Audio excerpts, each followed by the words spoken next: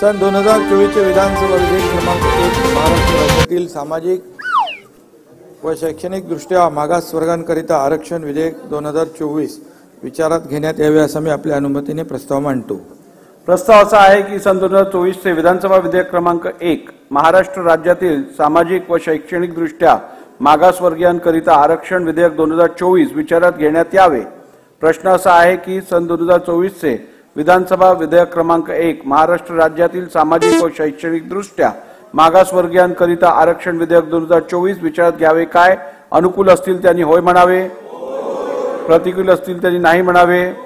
होय ते बहुमत आहे, होय ते बहुमत आहे। विधेयक विचारात घेण्यात येत आहे। अध्यक्ष महोदय, विरोधी पक्ष नेत्यांनी मला या बाबतीमध्ये काही मुद्दे आणि पत्र दिलेलं आहे आणि त्याच्या अनुषंगाने काही मुद्द्यांचं या ठिकाणी मला स्पष्टीकरण देणं आवश्यक आहे। त्यामुळे अध्यक्ष महोदय, आज मराठा समाजाला सामाजिक व शैक्षणिक दृष्ट्या मागास वर्गाकरिता आरक्षण देण्यासंदर्भातलं विधेयक आपण मांडलेलं आहे। त्याच्या चर्चेमध्ये अध्यक्ष महोदय, कालच छत्रपती शिवाजी महाराजांची जयंती संपूर्ण महाराष्ट्रात देशभरामध्ये आपण साजरी केली आणि त्यावेळेस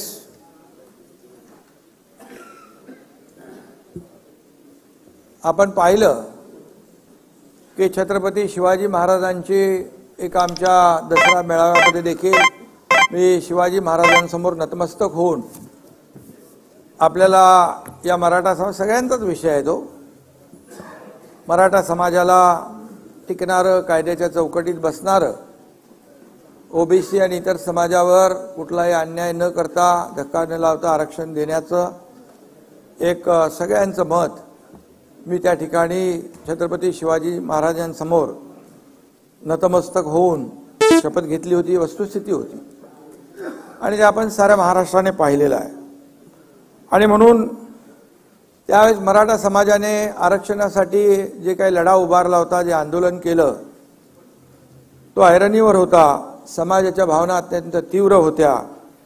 मला आणि आपल्या सर्वांनाच त्यांच्या वेदना आणि व्यथांची कल्पना आहे, पुरेपूर जाणीव आहे आणि राज्यभरामध्ये क्रांती मोर्चे सुरू असताना आरक्षणासाठी झगडणाऱ्या मराठा समाजाची जी काही भावना होती ती आपण जाणून आहोत। विनंती करतो की हे मराठा आरक्षण देण्याचा निर्णय, देण्याची शपथ आम्ही घेतल्यानंतर 3 महिन्यामध्ये हे मराठा आरक्षण दिलेलं आहे।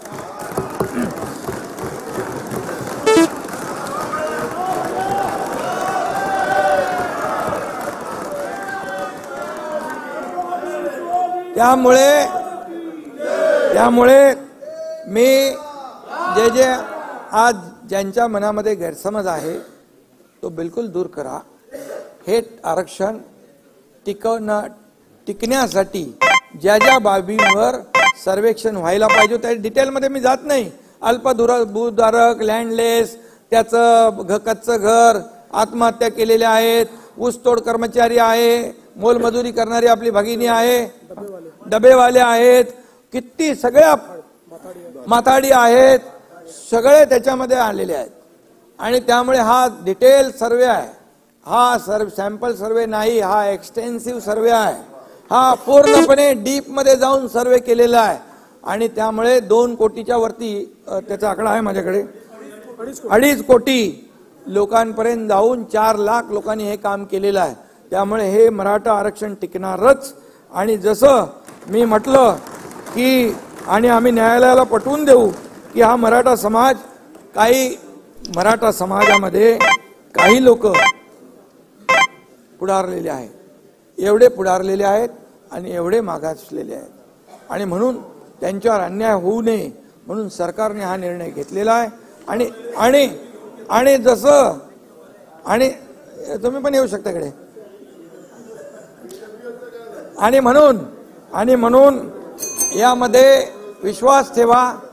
जे आरक्षणासाठी जे काही आणखी आंदोलन सुरू आहेत त्याने देखील विश्वास ठेवावा. सरकार कुठलाही दुजाभाव करणार नाही आणि सरकार कायद्याच्या चौकटीमध्ये बसून पूर्णपणे हे आरक्षण देतंय.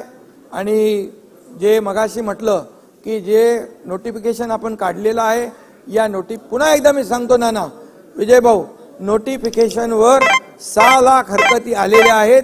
घाई गडबडीमध्ये कुठलंही नोटिफिकेशन फायनल करणं हे जनतेच्या हिताचं नाही. ती फसवणूक आम्ही कोणाची करणार नाही. त्याच्यावर पूर्ण प्रक्रिया करून छाननी करून त्याच्यावर देखील सरकार योग्य तो निर्णय घेईल. आणि म्हणून आंदोलनकर्त्यांना देखील मला विनंती करायची आहे, जसं सरकार बोलतं तसा निर्णय घेतं हे मराठा आरक्षणाच्या वरून आजच्या निर्णयावरून त्यांनी देखील समजून घेतलं पाहिजे आणि संयम राखला पाहिजे. कारण आणि शेवटी समाज आणि सरकार असं काय वेगळं आम्ही मानत नाही. आणि म्हणून यामध्ये ज्यांच्यावर गुन्हे दाखल झाले होते, जे किरकोळ म्हणजे लोकशाहीमध्ये आपण आंदोलनं करतो त्याप्रमाणे आंदोलन ज्यांनी केलं त्यांचे पण आम्ही गुन्हे मागं घेतले. ज्यांनी मालमत्तेचं नुकसान केलंय, ज्यांनी कोणाला इजा केलेली आहे, हे तात्काळ आपल्याला त्याचं वर्गीकरण आपण केलेलं आहे. आणि म्हणून जे आम्ही बोलतोय ते सरकारने केलेलं आहे, करून दाखवलेलं आहे. आणि त्यामुळे आंदोलनकर्त्यांनी देखील सरकारवर विश्वास ठेवण्याची आवश्यकता आहे, संयम बाळगण्याची आवश्यकता आहे. आणि म्हणून मी आपल्या सगळ्यांच्या वतीने जे आज मराठा समाजाला आरक्षण देण्याचा जसा निर्णय आपल्या सरकारने घेतला तसा निर्णय इतर जे काही मुद्दे आहेत त्या बाबतीत देखील सकारात्मक पद्धतीने घेईल, कुठल्याही समाजावर अन्याय न करता. आणि म्हणून मी आपल्या सगळ्यांना एवढंच सांगतो की या आपल्या सभागृहाला देखील विनंती करतो की एकमताने आजचं हे मराठा समाजाला आरक्षण देण्याचा आपण जो निर्णय घेतलेला आहे त्याला एकमताने आपण मान्यता देऊया आणि एकमताने हे विधेयक मंजूर करावं अशा प्रकारची विनंती मी आपल्याला करतो. घेतलेला निर्णय अतिशय धाडसी निर्णय आहे, ऐतिहासिक निर्णय आहे आणि हा टिकणारा निर्णय आहे. ही जबाबदारी आम्ही सरकारची आहे. धन्यवाद. आता विधेयक खंडशः विचारात घेण्यात येईल. खंड 2 ते 20, खंड 1 संपूर्ण शीर्षक आणि हेतुवाक्य हे विधेयकाचे भाग समजण्यात यावेत. अनुकूल असतील त्यांनी होय म्हणावे, प्रतिकूल असतील त्यांनी नाही म्हणावे. होयचे बहुमत आहे, होयचे बहुमत आहे. खंड 2 ते 20, खंड 1 संपूर्ण शीर्षक आणि हेतुवाक्य विधेयकाचे भाग झाले. प्रभारी मंत्री.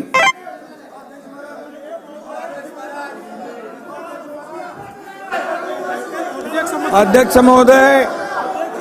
महोदय 2004 चे विधानसभा विधेयक क्रमांक 1 महाराष्ट्र राज्यातील सामाजिक व शैक्षणिक दृष्ट्या मागासवर्गाकरिता आरक्षण विधेयक 2024 संमत करावे असे मी आपल्या अनुमतीने प्रस्ताव मांडतो. प्रस्ताव असा आहे की सन 2024 चे विधानसभा विधेयक क्रमांक 1 महाराष्ट्र राज्यातील सामाजिक व शैक्षणिक दृष्ट्या मागासवर्गीयांकरिता आरक्षण विधेयक 2024 संमत करावे.